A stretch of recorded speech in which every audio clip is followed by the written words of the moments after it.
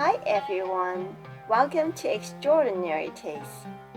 Hot and sour soup is a very popular starter in most Chinese restaurants.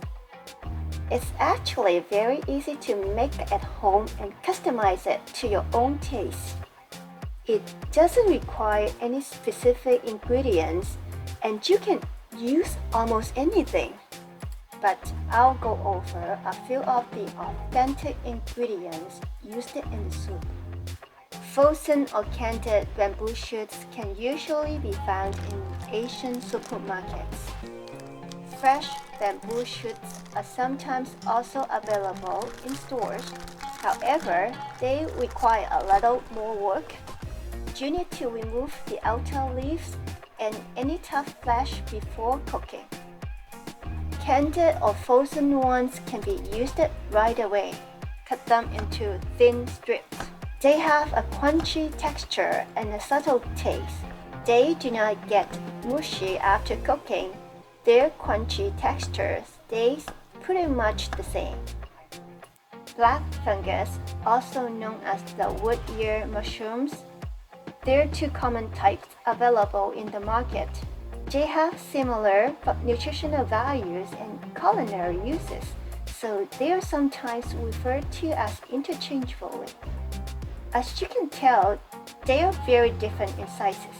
The big ones are thicker and more chewy and often used in soup. They also require longer soaking time, which is about an hour. After soaking, they will expand 3 to 4 times. So you only need a few ounces in 1.5 liters of water. The small ones are softer and thinner. They are often used in stir fry.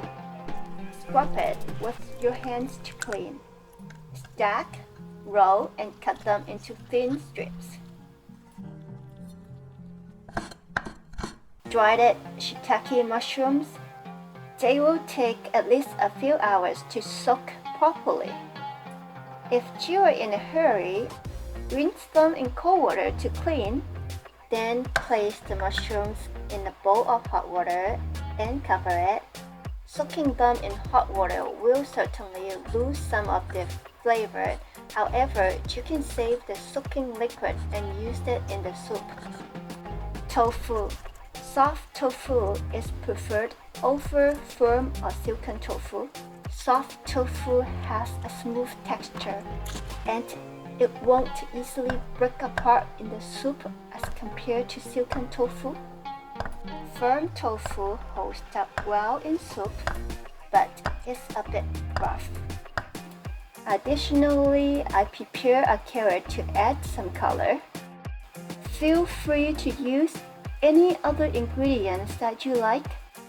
There's no set guidelines to what ingredient to put in the soup. To me, the most important ingredient is the soup base. Homemade broth is always the best choice. It gives a natural flavor to the soup, so you don't have to use MSG or chicken essence. Today, I'm going to show you how to make a simple vegetable broth. Kelp is a type of large seaweed. It gives a rich umami flavor when made into broth. It soaks up very quickly and can be used in about 10 to 15 minutes. Rub the surface to clean. Prepare some ginger, celery, carrots, green onions, and parsley. Preheat a pan and add about 1 to 2 teaspoons of oil. Saute the vegetables for 1 to 2 minutes to get their flavors out. Add 1.5 liters of water and the kelp. Bring it to a boil and simmer it for half an hour. When the broth is ready, discard the cooked vegetables. Add in all the ingredients except the tofu, half teaspoon of black pepper. Bring it to a boil and cook for 15 minutes over medium-low heat. In the meantime, we can prepare the slurry used to thicken the soup. That's 1 part of cornstarch to 1 part of water. You can use 1 to 2 tablespoons of cornstarch per 1.5 liters of soup, depending on the amount of ingredients and the thickness you prefer.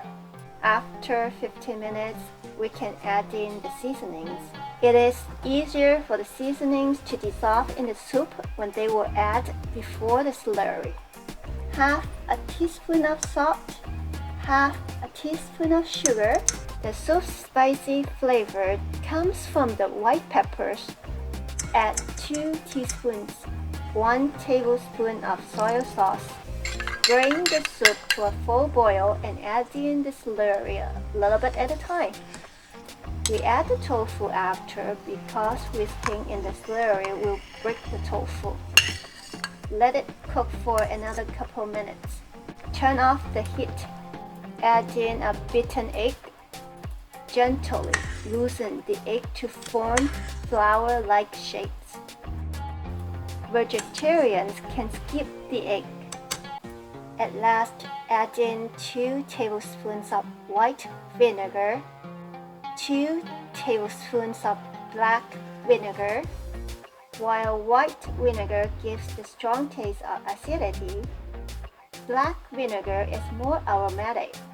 Combining the two gives the soup a more flavorful sour taste. Garnish with some cilantro, add in some sesame oil, and it's ready to serve. For a smoother process, soak whatever needs to be soaked first. Make the soup base and then prepare the remaining ingredients. Check the description below for the exact amount of ingredients I used in this soup. Thank you for watching.